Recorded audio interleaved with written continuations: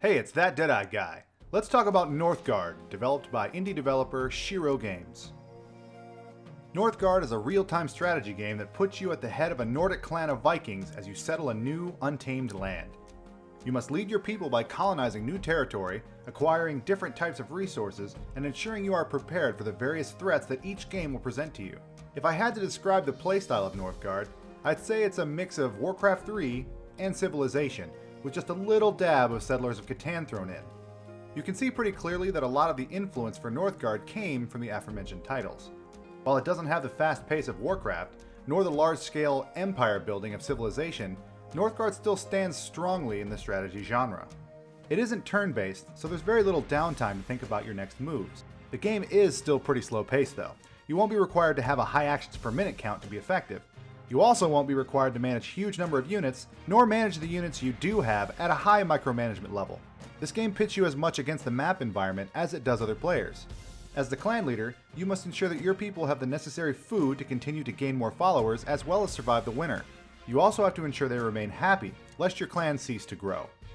Wood is every bit as important for creating new structures as it is for your people to stay warm when the blizzards roll in. All of this must be done with a very limited number of villagers. You only receive a handful of followers, and you have to ensure they are managed in a way that maximizes what you need most at any given time. On top of that, you must sacrifice villagers for military units, should you want a stronger army.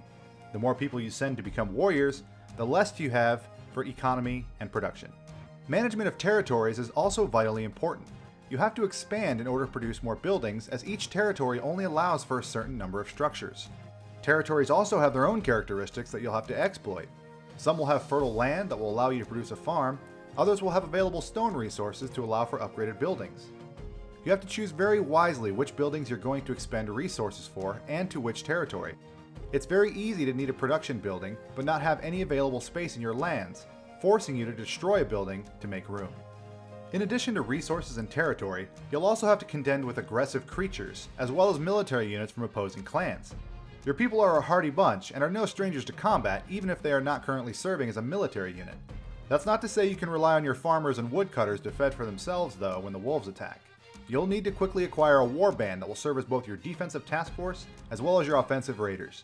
Your warband will allow you to clear hostile units out of territories and allow you to colonize it.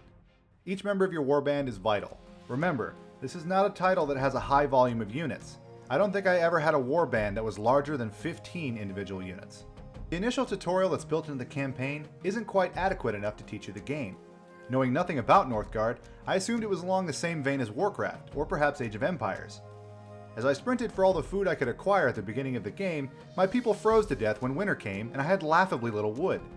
Once you understand the basics, it takes one full regular skirmish game with the AI to really understand all of the mechanics. It's not complicated, but it does take about a solid hour to really get the hang of. There aren't separate races or radically different factions in this title. The differences between the clans are pretty minor, though they do have a decent effect on your playstyle.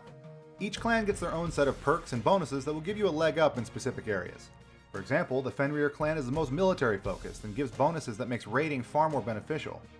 Most of the clans have a focus on different aspects of the game, but not to the point where you would abandon any particular mechanic. The differences aren't substantial enough to label Northgard as an RTS with multiple distinct factions, like, say, Warcraft, where each faction is unique and has their very own distinct playstyle. There's multiple pathways to victory that I find pretty interesting. There are a couple of landmarks that you can discover with victory conditions attached to them. Colonizing a territory with the Gates of Helheim on it crowns you the victor if you can hold it for 12 in-game months. During that time, you must fight off waves of environmental enemies, as well as keeping the competing clans from destroying your defending units. Colonizing the territory that has the great tree Yggdrasil crowns you the winner immediately, but it requires having territory bordering the tree, clearing out the small army of environmental enemies that guard it, as well as having a substantial amount of food stores to colonize it. You can also win by dominating the trade game, or by being the wisest leader by gathering the most rune power. Of course, there's the good old kill everyone else condition, but that seems like a fairly difficult task on a map with multiple players. This title is surprisingly polished, and I have to commend the developer for creating a bug-free and smooth-running experience without AAA resources. While the near mobile game level graphics are nothing to write home about, you really don't notice how the game looks because of how seamless the actual gameplay is. I enjoy Northgard, and at a price point of $30, would definitely recommend it to any fan of real-time strategy. Thanks for watching. What did you think of Northgard? Let me know down below or over on Twitter. If you'd like to support the channel, why not thumbs up and subscribe? Until next time.